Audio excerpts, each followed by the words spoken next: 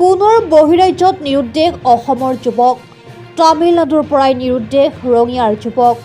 তামিলনাডুৰ শিৱকাশীৰ এটি কোম্পানীত কৰ্মৰত ৰঙিয়াৰ ২৭ বছৰীয়া মজিবুৰ ৰহমান নামৰ যুৱকজন।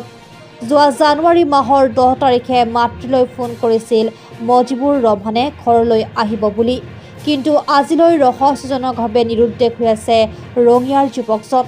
এই ঘটনাক লৈ নিৰুদ্দিষ্ট মজিবুৰ ৰহমানৰ ঘৰত শোকাকুল পৰিৱেশে বিৰাজ কৰিছে। মাতৃলৈ অন্তিমটো ফোন কৰি কলৈ গ'ল মজিবুৰ ৰহমান? নে কোনোবা দুষ্ট চক্ৰৰ কবলত পৰিছে? সেয়া এতিয়া পৰিয়ালটো চিন্তাত ভাগি পৰিছে। ৰঙিয়াৰ পৰা মইনুল হকৰ ৰিপৰ্ট, সংবাদ 365।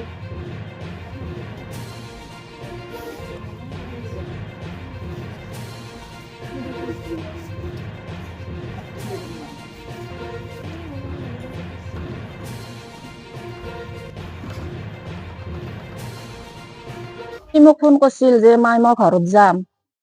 পিছত আৰু মই ক'লো ঘৰক আহিবি যদি আহতে। পিছত আৰু মই ক'লো কিয় আহা, ইদুক লাগি আহিবি দে এতিয়া আৰু কিয় আহা কটাক কৰি। তেতিয়া কৈছে নহয় দে মই ঘৰত যাম, তে আহিব খুজিছা যদি আহ।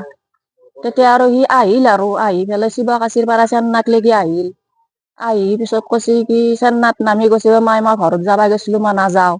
তেতিয়া মই কৈছো কি হ'ল তই নাহা যদি? তে কৈছে কি মই বাবুক ফোন মাৰছো, মই ঘূৰি আৰু কোম্পানীতে গুচি যাম। মই কৈছো যাতে মোক যাই পালি ফোন কৰিবি, তই ফোন কৰিম বুলি কৈ ৰাতি ৯টামান বজাৰ পৰা আৰু ফোনটো চুইচ অফ। আজি 2 মাহে হ'ল।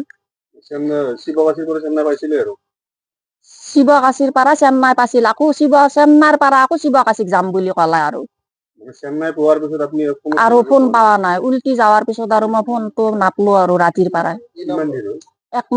2 মাহ 10 দিন হ'ল। কি নাম তাৰে? মজিবুৰ ৰহমান। বয়স কিমান? বয়স 28 বছৰ আছিল। 28 বছৰ হৈছে। হয়, ৰঙিয়া শোলমাৰী ৮ নং ৱাৰ্ডৰ তছলিমা বেগমৰ ল'ৰা মুজিবুৰ ৰহমান ওৰফে পাক্কু যোৱা 10-12 বছৰ ধৰি চেন্নাই তামিলনাডু কোম্পানীত কাম কৰি আছে, মানে বিভিন্ন ধৰণৰ কোম্পানীত। তো তেনেধৰণে যোৱা 2 মাহ আগত মানে 10 তাৰিখত জানুৱাৰী তেওঁ বাহিৰত গৈছিলে, আহিছিলে আৰু ইফালে আহিম বুলি কৈছে। মাকক ফোন কৰিছে যে মই গৈ আছো ঘৰলৈকে। তো মাকে কৈছে ঠিক আছে আহা তেতিয়াহ'লে। সি আকৌ চেন্নাই পাই পেলাই কৈছে যে মই নাযাওঁ দে ঘৰত, মই আকৌ ফিৰি পেলাই কোম্পানী পেলাই যাওঁ।